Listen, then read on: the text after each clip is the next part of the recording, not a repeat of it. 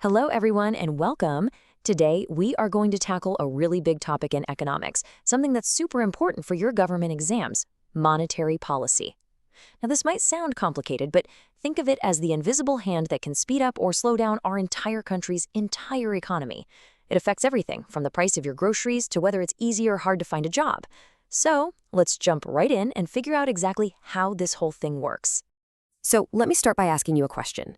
Have you ever wondered who holds the remote control to the economy?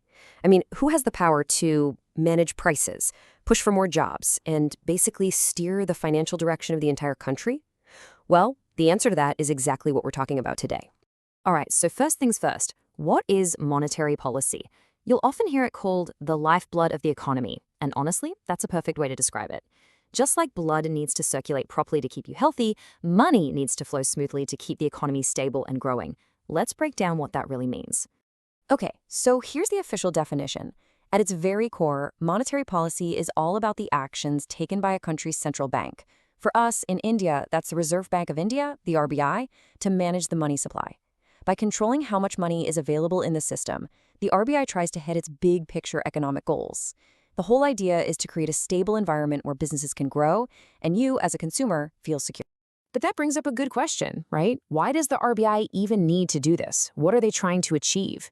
This is where we connect the dots from theory to the real world, to things that affect every single one of us. So let's look at the main goals. So the goals here are actually all interconnected. First, of course, is to help the economy grow. But it's not growth at any cost. A huge objective is to maintain price stability. That means keeping inflation under control so your money doesn't lose its value. It also aims to create an environment where more jobs can be generated and to keep our exchange rate stable for international trade. You can see it's a really delicate balancing act, right? If you focus too much on one goal, you might mess up another one. Okay, now for a topic that is absolutely crucial for your exams. We need to talk about the difference between monetary policy and another big one, fiscal policy. They both try to manage the economy, but they're run by completely different people and use totally different tools. Getting this difference right is a game changer. So the number one most fundamental difference is who's in charge. Monetary policy, that's the job of the central bank, the RBI. And the RBI is designed to be independent, to keep politics out of long-term economic decisions. Fiscal policy, on the other hand, is directly controlled by the government. It's all about their decisions on spending and taxes that they announce in the budget. Let's look a little closer at this table because it's perfect for your revision notes. Fiscal policy, remember, uses tools like government spending, maybe building new highways or airports, and changing tax rates. But monetary policy works differently.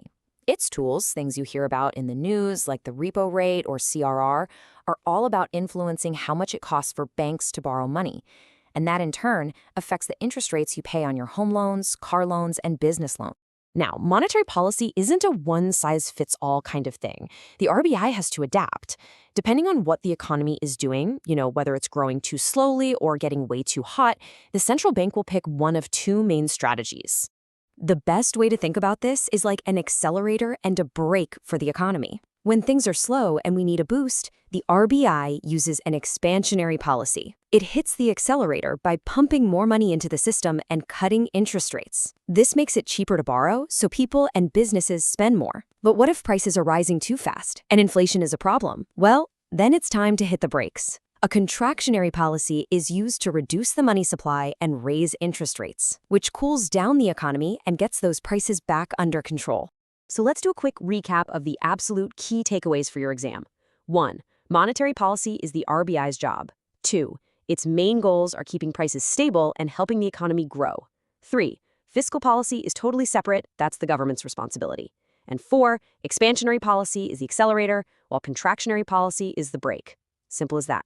It's this powerful toolkit that central bankers use every single day to navigate the really complex challenges of our modern economy.